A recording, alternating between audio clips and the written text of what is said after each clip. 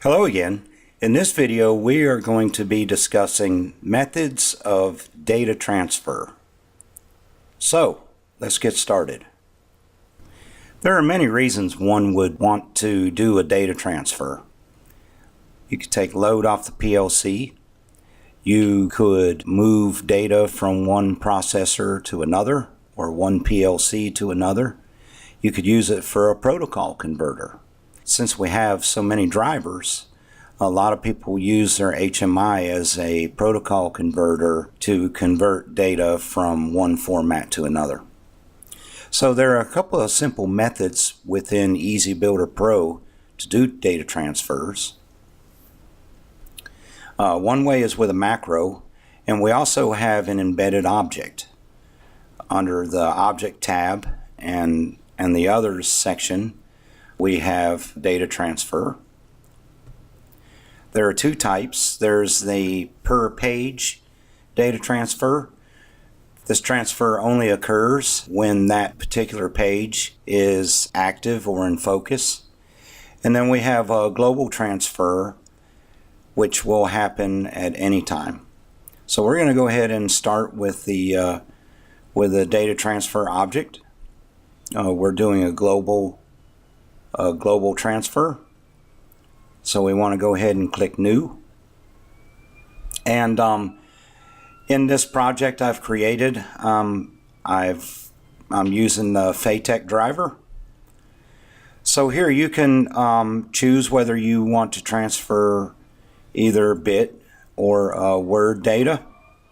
You can define the number of bits or words sequentially in sequential registers that you want to transfer. You can define the frequency that the transfer happens at, all the way down to less than 1/4 of a second. Then you can define the addresses that you want to transfer from one to another. So if I had more than one driver set up here, I could transfer from one PLC to another, or to Modbus registers in another device if I had a Modbus driver set up. So in this example, I'm just going to transfer data within the Weintek from register D10 to register D20.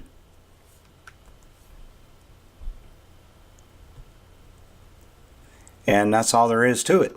Now every 0.2 seconds, data will transfer from the source register to the destination register.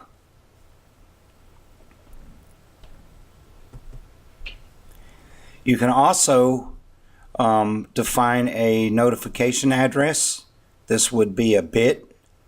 Every time the data transfer started, this bit would be on. And you could set that bit to turn off by something else. It could be a driver or a local bit. Or you can set it to follow off at the end of the data transfer. And also you can define the logic that it follows. It can set on or set off with the data transfer. The data transfer object is one method. The other method is macro. So we want to go ahead and click New. So of course, if this is a data transfer, more than likely we're going to want to do a periodic execution. So here I'm going every second. The first thing we want to do is define an object and the data type. So we're just going to go with short data. And I will just name the object data. Trying to be original. And then we want to go ahead and do a data get.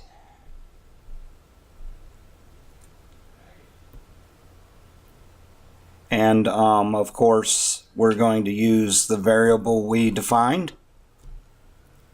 And we would move data from Weintek D10 So now we get this data and it resides in this object here.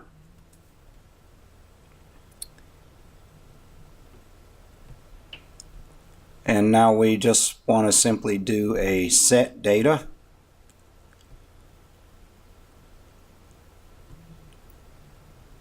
And define our destination register, D20.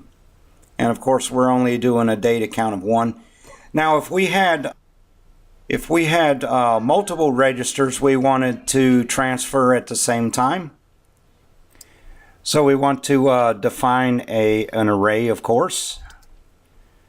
We'll just call this data2. And we will make the array length of, say, 10. So here we would want to do a get data.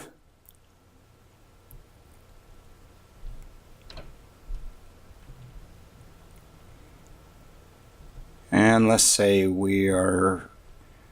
our source register is R10 in this case, and we're going to do a length of 10.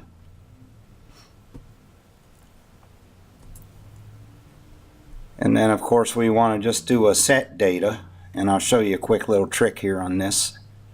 I just want to highlight this get string and copy it and paste it here, and I'm going to change this G to an S. That makes that a set data. Oh, I forgot to tell you, you need to define the starting register.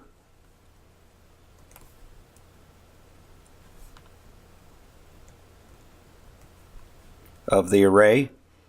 And then we just want to change the destination to 20. So now we're moving the data from R10 to R19 to R20 to R29.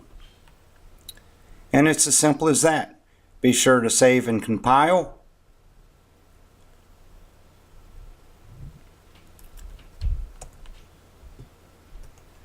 There, now it'll compile. Be sure to save and compile before you exit out. And it's as simple as that. Thanks for watching, and be sure to come back and see more of our instructional videos.